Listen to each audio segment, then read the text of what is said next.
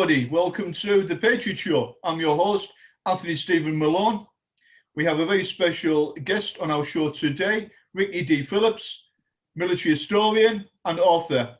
His new book, Last Letters from Stanley, a sterling read, very informative, very emotional. He's here on the show today to talk about it. Hello, Ricky, how are you doing? Very, very good to see you, Anth. I'm doing very well, thank you. Good man, good man. Right, a lot of my viewers would have heard your name and also some of the other papers and work that you've written as well. Can you give us a little bit about your background, how this all started? The history or the book in specific, or as in your background? Oh, it's a very long one. It's not that big an interview. But I mean, I've been, amongst many other things, but I've been a military historian for a number of years now. Normally, oddly enough, I was first known as a Napoleonic historian. In fact, you probably just see the little man over my shoulder here. That isn't a prop. He sits there all the time by my PC. I got a massive, great big bust of him in my hallway as well. But started off as a Napoleonic historian, but went into a lot of things. Did a lot of what they call digital history, which is basically giving it away, until the story that became the thing I'm probably most known for, the First Casualty, came into being. And, that wasn't a book I set out to write. It was a book that landed in my lap, quite literally. And, I said no to writing it 4 times and said, there's got to be a more specialized person and what have you. And the Royal Marines involved, of course, this is the story of the Falklands invasion. All the guys involved said, well, every other historian has had 35 years to do it and they've all got it wrong, so you're doing it. So Casualty kind of became the thing I was most known for. And 5-time #1 bestseller in various categories. Followed that up with a book on Napoleon. Oddly enough, it did really, really well. And a book called 60 Battles. And, that was a #1 new release, UK and US on its first day. And by day 2 was #1 bestseller, UK and US. That's currently actually going through a rewrite. I think I come off the back of Casualty. It was a huge draining experience. And I just kind of gave it to an editor and just said, do that. And I should have had a break. I didn't. And I wasn't happy with the finish. So I'm looking to that personally. Hopefully that's going to be re-released in the summer. People forget, of course, my work on Hannibal. I found Hannibal's first battlefield, the Battle of the Tagus from 220 BC. I found the lost battlefield of the Soar, which is fought by Hannibal's dad, Hamilcar, in 238 BC. 2 ancient battlefields, and yet people always said, great, when's the next Falklands book? And now, again, by a series of happy accidents, I think these are how the best books happen, but by a series of happy accidents, Last Letters from Stanley has come to me, and this has been a very intense year of my life because there was nothing else to do during lockdown. And it's been a very, very intense year of my life to get Last Letters from Stanley ready. And it is, it's like Casualty. It's not a book I sat down and thought, I know this is going to be a good one. It was something that dropped into me, and I suddenly thought, this, you find yourself writing and you suddenly think, this is good, I got something here. And this has become, a book which, for Casualty fans out there, you didn't hear this from me, but I think it's better than Casualty. And so, it's coming very soon, and I'm very excited. I mean, I've got the First Casualty t-shirt here. There's not going to be a Last Letters t-shirt. I don't think there's many of my readers want to walk around with Argentine veterans on their t-shirt. But this is a really, really important book. I think it's the most important book I've ever written, even over and above finding ancient battlefields. Yeah, I think it's important that people realize a little bit of your history there, your background, because being an historian, you pay attention to detail. I think that's very important. I also like to point out to my viewers as well, so there's no misunderstanding here. Ricky is an historian. He's not a veteran. He didn't ever serve in the Marines or anything. All right. He's never said he has ever. Okay. Correct. He's an historian. So I just want to put that record right now. Okay. Thank you for that. That's something. Yeah. That's something a few people. I mean, you know, because of the association with the Royal Marines, and because I get sent a lot of Royal Marines stuff to say thank you from the guys in the Corps and stuff like that. A lot of people say, "Oh, it's one of ours. He's a Royal." I'm not. I'm what you would call, I suppose, RM family is what they call them online. You know, a supporter. Okay, you're a para, but we, you know, they're kind of conflicting siblings sometimes, aren't they? Some of my best friends are Royal Marines that served for over 20 years. I spoke to some people who are still active in the Marines, very senior officers that I've actually interviewed for this show, and they speak very highly of you as well. So I just wanted people to know in the community, Ricky is very highly thought of, but he's never said, but he's a supporter of veterans, which is a good thing, okay? And obviously an historian who writes about events that have happened. So now I've just put that one straight out there. Thank you. Thank you for cleared up a few people who. There's always some idiot out there who's going to have a pop at you. I mean, yeah. But hey, don't worry. They did it to you too, didn't they? They said you. Some idiot said you would never serve. Some idiot said I never served in the parachute regiment. Yeah, aren't you feeling like an idiot, mate? Now, there's a lot of pictures of me out there in the parachute regiment. But hey, don't worry about all that. That's all history now, isn't it? Now, yeah. on your book, Last Letters to Stanley, without giving any spoiler alerts out there, can you tell us a little bit about that, please? Yes. So, Last Letters from Stanley. Firstly, I mean, the cover, in fact, you'll see just behind me on the wall here is the original painting that came out. That's based on a photograph from a very, very nice man, the Argentine official photographer, a man called Eduardo Hannibal Rotondo. And that's an original painting by a very good artist friend of mine, Ray Rushbrook, which just covered the using of photographs as well, because there's a whole contentious issue over doing that because it's to do with letters. So Last Letters from Stanley, how does it come about? Well, quite literally, as all good things begin, this story begins in a pub. All the best stories do. And a fifth generation Falkland Islander, in fact, at the Stockbridge, the part of Edinburgh I live in, has become sort of mini Falklands. The amount of Falkland Islanders who have come here to see me, meet me, talk with me, interview with me, it's become a little mini Falklands. And I was asked, what do you think of these? And all these letters. Now I've got, just to show you, these are letters from Argentine veterans. These are letters that never, and these are the ones. These are the last letters from Stanley here. These are letters which, when the war has ended, there was actually thousands of those things. They were binned, they were burned, they were just chucked away. Nobody wanted them and basically destroyed. And these ones have survived. And these are the last letters. They never got out of Stanley before June the 14th. They never got out on that last plane going home.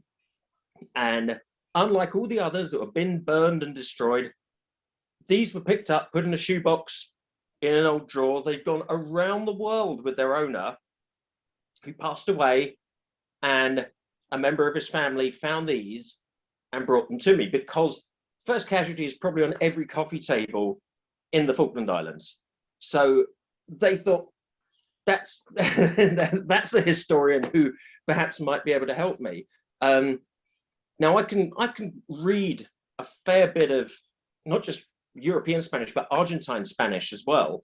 And I could look, I mean, things I can read it printed, I mean, scribbled and what have you. You can imagine it's dark, your hands are cold, it's damp, very, very hard to read all of it. But I got the gist of it. And then luckily Spanish is the second language of Edinburgh, you know, so I got a lot of friends from Spain and South America, some are ex-veterans as well, to come and help me work on these. And the person who owned them said to me, look, I think, you know, you'd probably want to know what's in them. There might be something important. And this is gold dust for a historian. Yeah. And they said, well, there's one proviso though.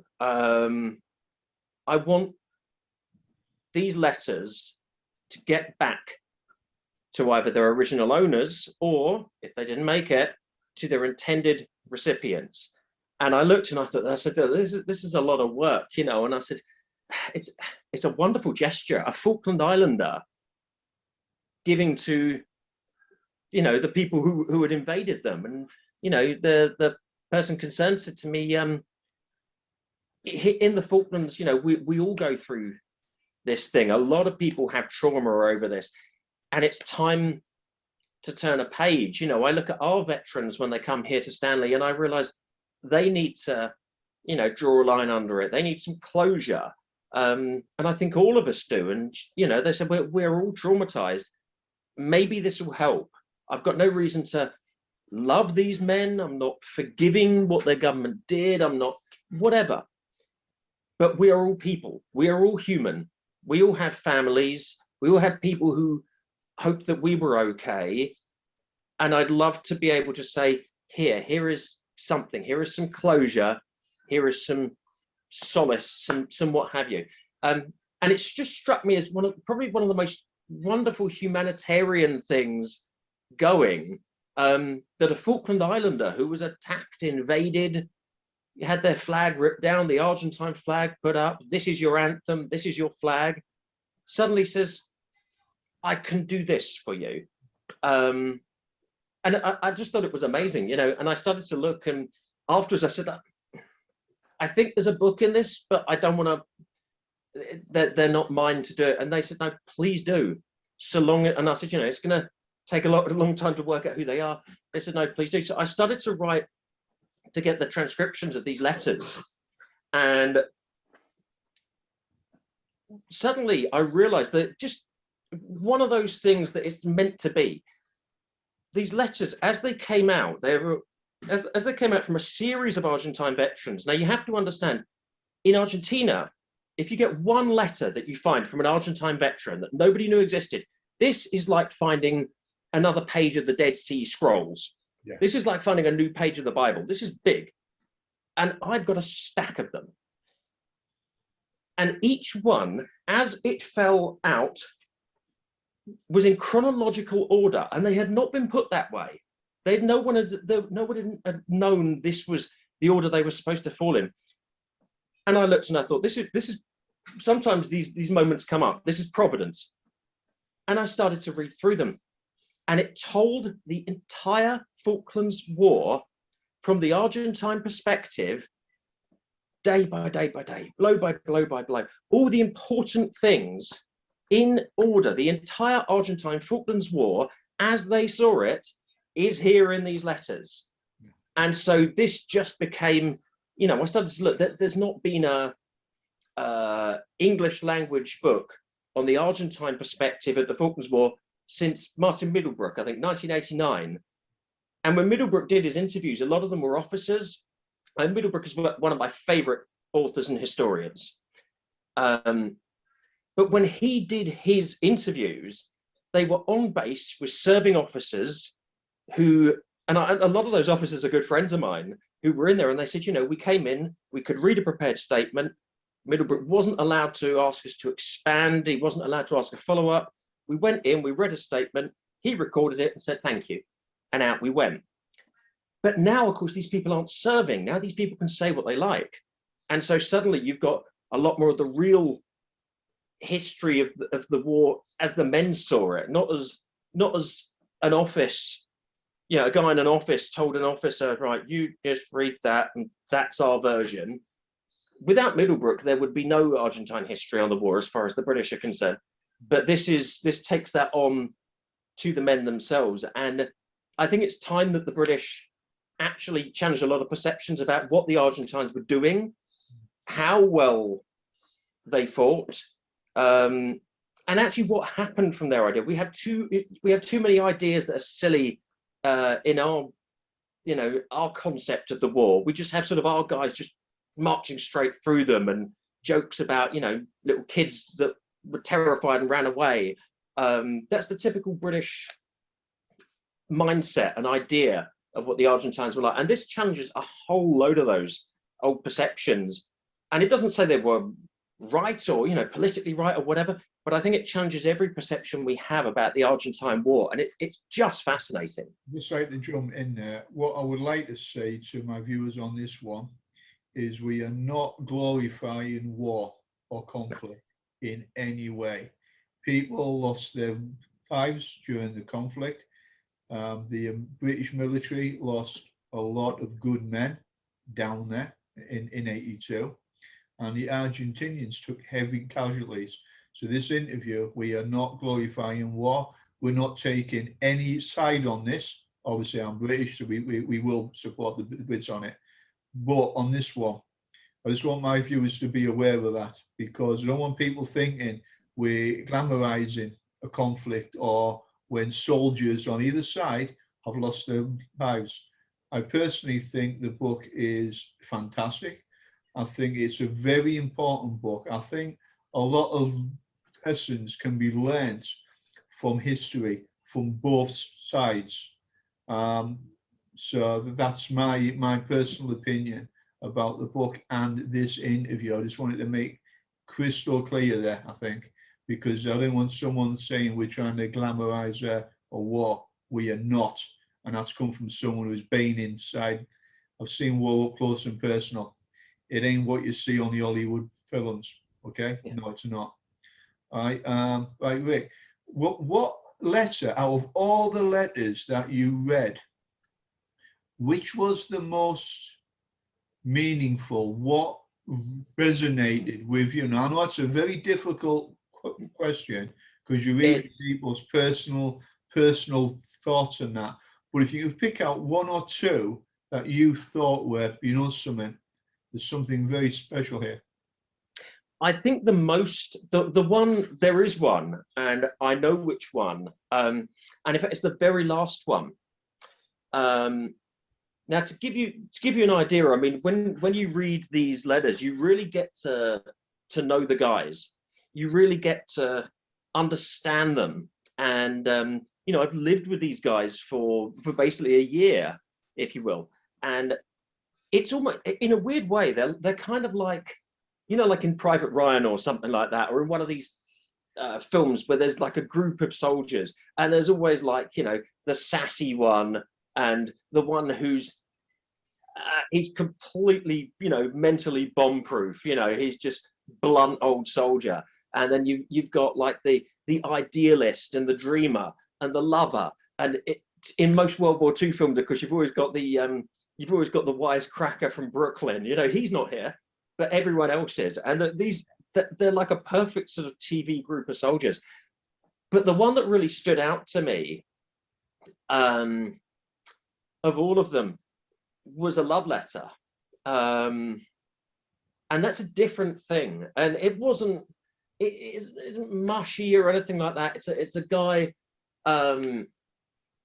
writing to a girl, and he's telling her what they do and how they're doing it, and he even sort of ducks as a Harrier goes overhead whilst he's writing. And but he's hoping they can come home from this, what he calls this war not yet declared. He's saying, there are guys falling all around me, but we have got to hold on. Something's got to work. Maybe there's peace. Maybe we'll lose, but you know what? When it comes, I'm going to stand up. I'm going to do my bit, and if I fall, someone else is going to pick this up. But I really want to come home and see you. My offer for dinner still stands. I don't mind if we have to argue with each other. I'd argue with you, if only I could be with you right now.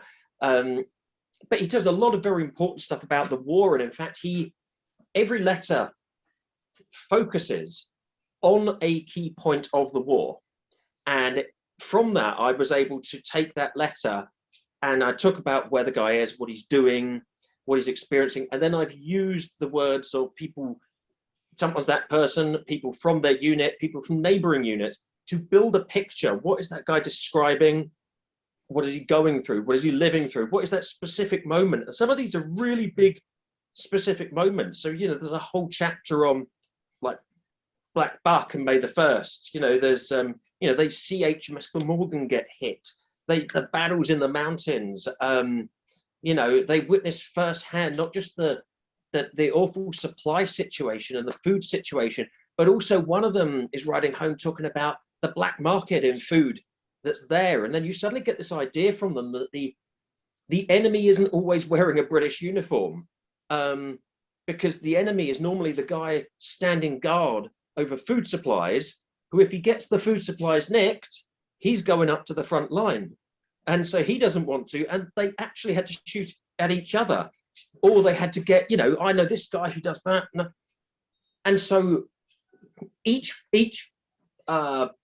letter has a whole chapter which tells the war in this series of big snapshots that I sort of fill in the gaps between. But this guy was, for me, this was the letter that tugged at the heartstrings, you know. It was the letter that made me decide, the second I was reading through them, and this is probably the clearest one, you know, of all the handwriting, sometimes you couldn't read it. And I read this and I thought, this is a noble project. This, if I can do one thing, and I'm like, please be alive, please have married that girl, that would be wonderful.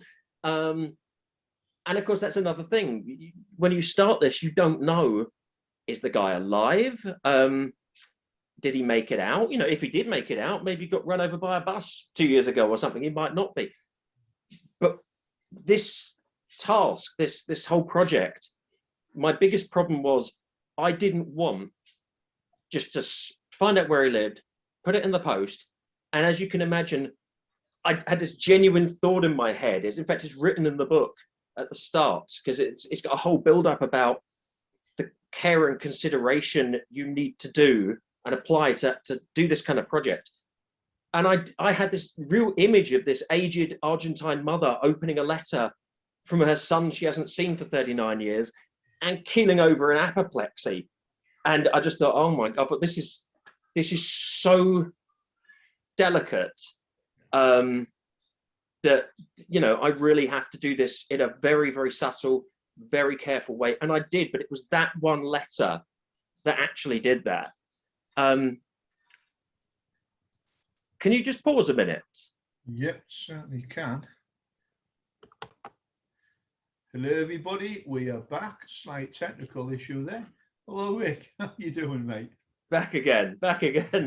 Right, doing we're well. talking about the one letter and its content and how much it moved you when you were reading it. Can you continue, please? Yeah, I mean, I was saying just a moment ago, of course, you know, I had this real, that told me that this project was important. And it told me that this is something that really requires a lot of diligence in doing. And as it turns out, oddly enough, I don't want to give too much of it away, but it turns out that this person, that important letter, is actually a very, very famous person in Falklands War history. And they don't know. This is one of the things, in fact, Lost Letters from Stanley isn't just a book. Yes, it is a book. It's a great book, but it's also a living history, because these people and or their relatives don't yet know they're getting these letters back.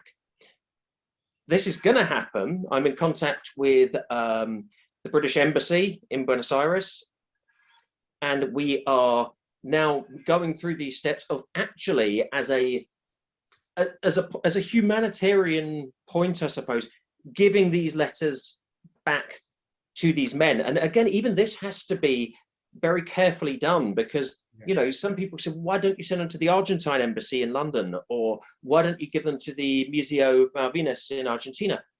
And my Argentine friend said, oh God, don't do that, because they said these guys will be thrust on a stage, and you know, their war will be made to mean what the government now want it to mean.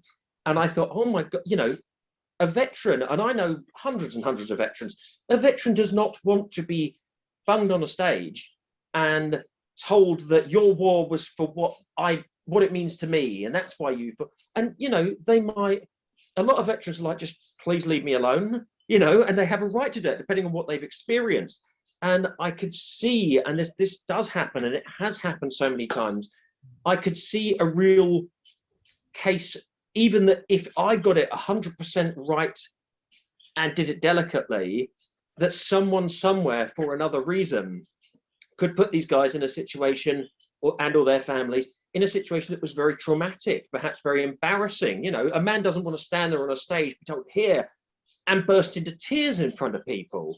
And so it's still, you know, I'm still micromanaging it through to the end. If the guys at the end want to get up on a stage and say, hey, this was me, I'm a great hero, great, that's his prerogative. If he wants to stand up and say, you know, I think Ricky Phillips is a bastard and shouldn't have done the thing with my letter, I'll be like, fair point, that's your prerogative, you know, you've made that decision. Hopefully they'll say, what a nice man, and wow, this came from a Falkland Islander. I think you'll hopefully going to do politics, yeah. You getting them to the families, and the families, if you do it quietly, respectfully, then the families can make a decision whether they want to go public or not. This is up to the families, nobody else. Right. And they can, you know, I mean, recently there was a case of I think it was the Virgin of Lujan, something like that. It was a statue of the Virgin Mary that was captured in the Falklands War by the British, and the Argentines had brought it as a sort of prayer shrine of very religious people, and it had been captured. And I think it probably went to a museum or something in the UK, and we looked and thought, why have we got this? You know, this isn't right. So we gave it back very recently, I think last year, year before, gave it back to the Argentines and said, look, here, you know, this is a bit of humanitarianism. This is us saying we can close old wounds. And now, unfortunately, that statue of the Virgin Mary now goes around in the back of a truck as like a mobile shrine, Malvinizing, as they call it, which is basically stirring up the Malvinas cause, the Malvinas feeling. And I accept the bit where the Argentine people say, yes, we should be proud of our veterans because they were rotten to their veterans. Anyone who says, and I agree, you know, British veterans aren't looked after, which is true. The Argentine veterans after that war suffered more than any of our veterans ever could. You know, they were basically, after the war, you would go and try and get your job back, and they'd go, get Gautieri to give you a job. You lost, you're no good to us. Then veterans started committing suicide. So then there was this idea that all veterans were obviously crazy, and they were shunned from society. They had no pensions, they had no anything. To be a Malvinas veteran in Argentina was to be the lowest of the low, and so many committed suicide and went by way of, you know, drink, drugs, depression, mental illness. It was horrible. So now this is all turned around. Yeah. Sorry? Yeah, a lot of my viewers will not be aware of that. That's a very important point that you just made there.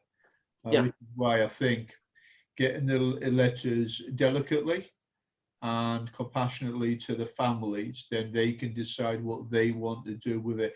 I've already spoken to someone who I actually know in Argentina anyway, and the feedback I'm getting is they will be very grateful if certain things were kept quiet out of the public eye. I think so. I mean, these guys, whatever you think about what Argentina did in the war, they're men like anyone else. They're soldiers like anyone else. And they deserve this dignity. Now, there is one thing I will add, and this is important because it will be a point. In fact, it's mentioned right at the start of the book, because it was important, and it's a point of morality. Now, as a sort of hands up, I have Asperger's syndrome, which is high functioning autism, they would call it, which makes me, intelligent, and it makes me analytical. But sometimes working out how someone else might feel about something is a complete blind spot. You do not know. And it had never occurred to me that anyone would be in any way offended or what have you. And I was talking to Ian Gardner, a 4-5 commander who wrote the Yompers amongst some other books. And he's a neighbor. And I was talking to Ian, and he said, "This sounds absolutely fascinating." I said, "Yeah, I really think it is." And the thought suddenly hit me. I said, would you write a foreword for it or something? And he had to think about it. And he came back and said, "I have one issue." He said, "I would read this book through sheer voyeurism." And we had a great chat about, he was on Two Sisters, and great chat about the war. And he said, "I have one little problem." He said, "I would read it through sheer voyeurism. But if I found someone had found a letter from me and written a book about it, because I'd be bloody annoyed." And I said, "Do you know, I'd never thought of that." And he said, "What are you going to do?" And I said, "Well, I'm too far down the line now." And I had genuinely never considered that anyone would be annoyed. And actually, I had to revisit the foreword of the book and say, okay, there's this. But what I have said, and this is true, if anyone turns around and says, and I think it's a very important point to, even though it's in the book, to be recorded as saying, is that morality on this does not begin and end with me. When someone buys that book, as many people will, they are going to be privy to a lot of great information, some fantastic new information. I mean, this has, even as a manuscript, this has been my go-to book for every bit of Falklands knowledge for 6 months. Any question I've ever been asked, I keep going, that's in my book. But they're also privy to other people's thoughts, feelings, hopes, dreams, fears, emotions. Now, I have written it in a book. If someone else chooses to take that and put it somewhere else and make it public and put it on the internet, that is not on me. And I say this very clearly. And in fact, again, it's in the book because I wanted to highlight this so much, because you know what's coming sometimes. Yeah. And I said, there was a wonderful interview in the 1960s, reporter with Paul McCartney. And of course, the Beatles were big, and yeah, they were massive. They were the biggest thing in the world. And this reporter said, "So, do you use drugs?" And McCartney gave probably the best answer I've ever seen. He said, "Here's a point." He said, "If you were asking me if I use drugs, I will tell you. But what you do with that is up to you, because you know that people will be influenced by that. And we'll go, if Paul McCartney does it, I can do it." So he says, "I will tell you the answer if you want to know it. What you do with that information, that is on you. You're not going out there and saying McCartney says drugs are cool. You're saying it." And this is a very important point. I have written it, and the readers should, I hope, genuinely, the readers need to appreciate that these, much as they are privy to this, that the buck doesn't stop with me. When you are privy to that, the buck does stop with you. One of these guys who is alive is on social media. You can find him. And if you go and start bombarding him, good or bad, it's on you. It's not on Ricky. So people have to deal with this with the same level of diligence and dignity that I have, and I'll answer for my morality, but not for anybody else's. And I think it's a very important point to get across, because I know what's coming, and I want to be very clear on where I stand on the issue. And people may have a go at my morality, and people might say, "Oh, if you've done it, you have no morality." Do you know? I'm going to go with Voltaire on that. If I have no morality, at least I've been a very moral person in doing this, and I want everyone to treat it the same. No, I think that's a very important point. I think it's also brought up a point for a whole nother interview with people about the responsibility on social media. Be accountable for what you say on social media and what you do. Because if you wouldn't say it to somebody in person, face to face, then don't say it on social media, because it can damage a lot of people. Okay, there's a lot of good people out there that have had problems with social media. Okay, so I'm saying is people need to be a little bit responsible and not forgetting there is a human side to the letters as well. It's part of history, part of British history, part of Argentinian history, good or bad.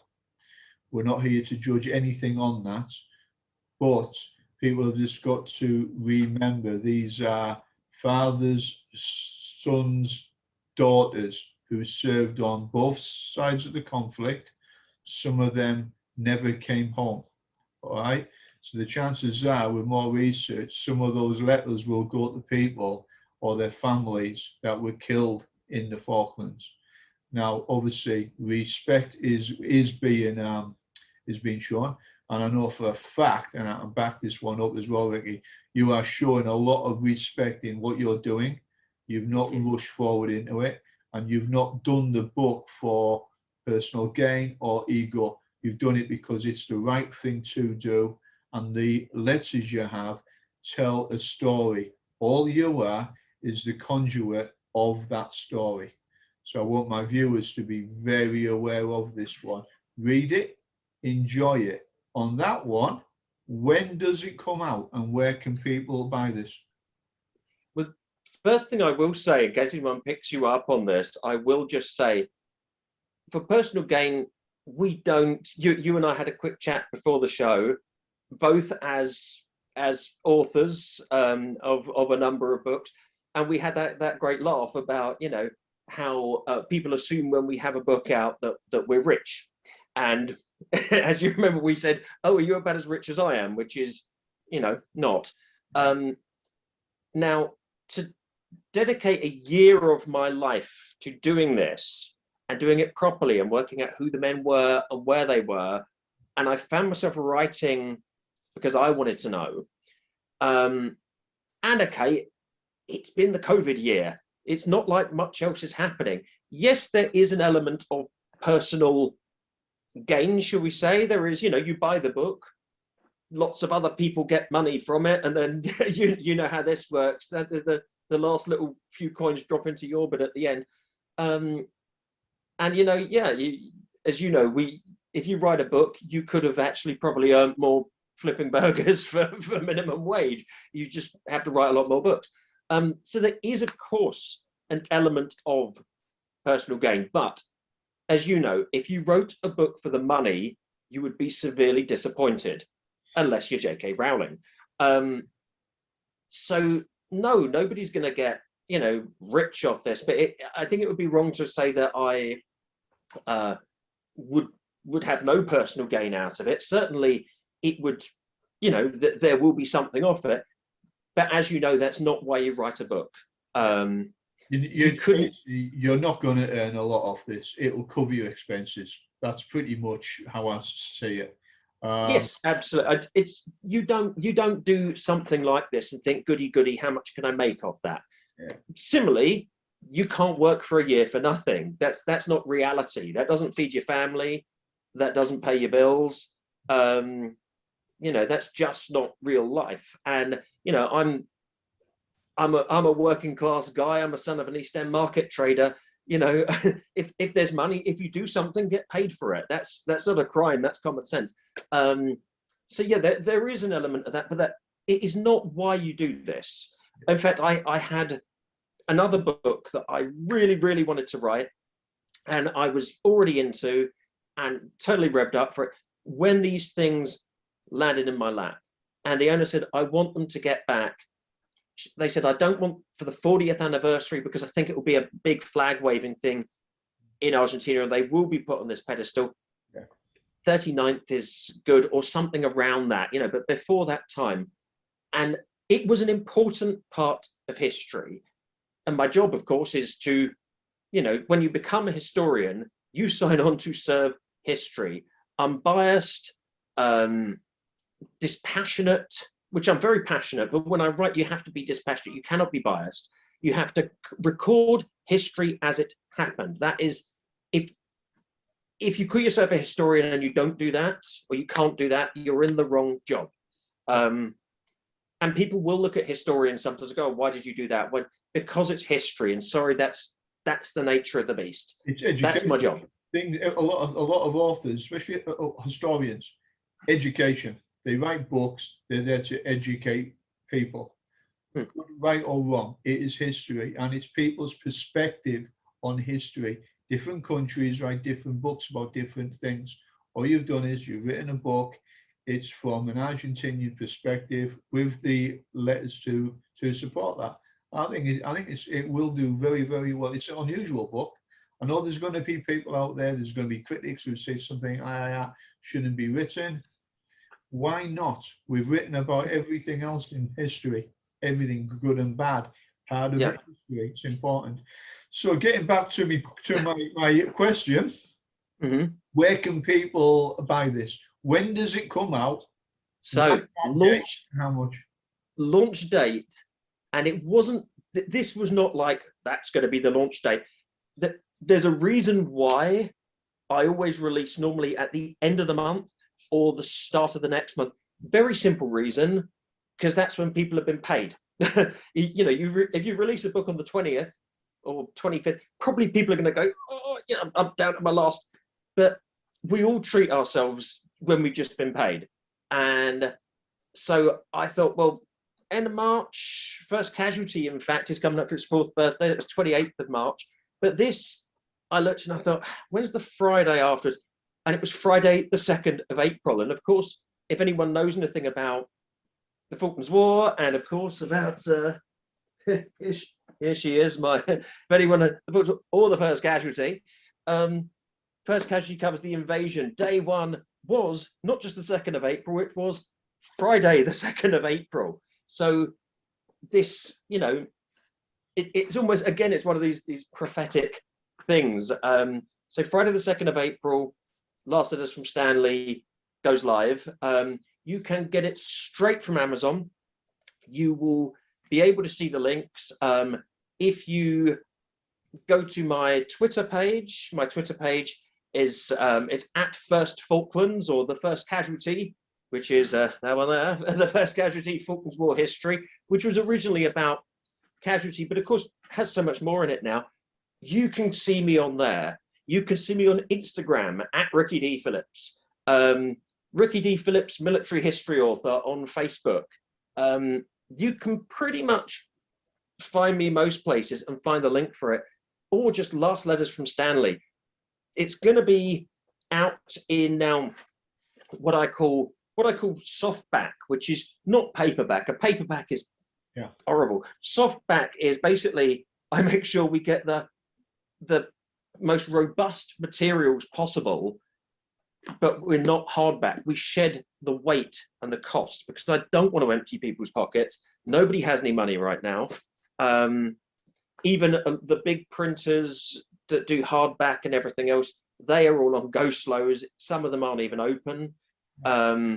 So everyone is doing this format, and I'm not currently going to do a Kindle. The simple reason is someone could easily download it and then go, oh, look at this, and write it all down. So if you want the information, and I'll be honest, this book is one that it's written like Casualty. For those people out there who know First Casualty, they know what to expect. It's narrative history. It's powerful stuff. And this is all of that. And of course, the Casualty fans will know, hopefully, that the thing that I say to everyone, particularly on Twitter, use a second bookmark. In this one, all the notes are like a second book, and they're at the end of every single chapter. This is going to be a book you could read it as a narrative history and go, wow.